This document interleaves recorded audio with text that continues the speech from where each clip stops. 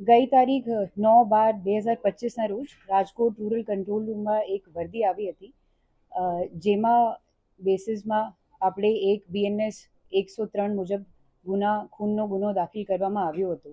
ગુનાની હકીકત એવી રીત છે કે મરણ જનાર કાનાભાઈ મેરુભાઈ જોગ, ઉંમર 50, એનું મૃતદેહ પોલીસને એની જ વાડીમાં મળ્યો હતો. શરૂઆતમાં આપણે પ્રાઇમરી ઇન્ફોર્મેશન આ હતી કે એનો કદાચ કંઈ એક્સિડન્ટ થઈ ગયો છે, મોટર વ્હીકલ એક્સિડન્ટ. તપાસ પછી આ સામે આવ્યું કે મરણ જનારનો સગો ભત્રીજો વિરમભાઈ ભૂપતભાઈ જોગ અને એનો જ સગો દીકરો રામદે કાનાભાઈ જોગ, બંને સાથે મળી કાવતરું રચી આ અકસ્માતનો બનાવ ઉપજાવી કાઢેલ છે. અને આરોપીઓની ત્યારે ધરપકડ કરવામાં આવી. ત્યારે આ સામે આવ્યું કે મરણ જનારના દીકરાને ઇઝરાયલ જવાનું પ્લાન હતું, એને ત્યાં ફોરેનમાં સેટલ હોવાનું હતું. આ લઈને જુદી જુદી જગ્યાઓથી પૈસોનો વ્યવસ્થા કરતું હતું છેલ્લા 1 વર્ષથી. એને પિતાની એક વીમા લાઈફ ઇન્સ્યોરન્સ પોલિસી હતી HDFCની, જેની કુલ વેલ્યુ લગભગ 60 થી 17 લાખની હતી.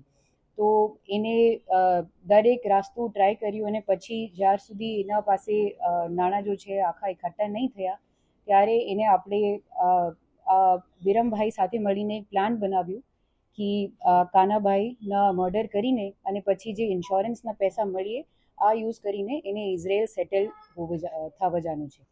તો એને 2 વખતે મર્ડર કરવાની ટ્રાય કી. પહેલી વખતે એને આપણે પિતાને ઝેર આપવાની કોશિશ કી, આ ફેલ થઈ ગયું હતું. અને એના પછી આ બંને જો છે આ એક્સિડન્ટ તરીકેનો બનાવ બતાવીને આપણે એક વાડીમાં જ મોજૂદ કુહાડીથી કાનાભાઈનો મર્ડર વિરમભાઈ કરી દીધું. એમાંથી એના જો દીકરો છે રામદે કાનાભાઈ જોગ, એને જ ઇઝરાયલ જઈને સેટલ હોવાનું છે. અને વિરમભાઈને એને આ લાલચ આપ્યું કે હું તમને 1 લાખ રૂપિયા અને તમારી આખી જિંદગી સુધી ભોજન આપું, જે એનાથી 2-3 દિવસ પહેલાં જ. તો એમાં આ જ મેસેજ છે કે સમાજ તરીકે આપણે જે લીગલ તરીકા છે એથી બધું કરવાનું છે.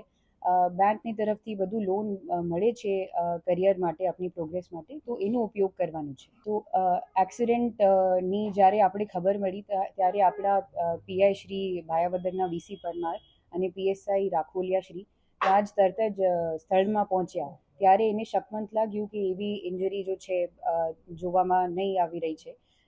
ઇન્જરીની પછી તપાસ કરવાઈ અને ડૉક્ટરશ્રીથી ઓપિનિયનથી આ મળવામાં આવ્યો કે આ ઇન્જરી અકસ્માતમાં ના થાય. ત્યારબાદ તપાસ દરમિયાન, સ્થળ તપાસ દરમિયાન અને આરોપીની પૂછપરછ બાદ આ જાણવામાં આવ્યું કે આ એક કાવતરું હતું. સાંજ સમાચાર ફેસબુક પેજને લાઇક કરો, વિડીયો શેર કરો અને વધુ વિગતવાર સમાચાર માટે sanssamachar.net વિઝિટ કરો.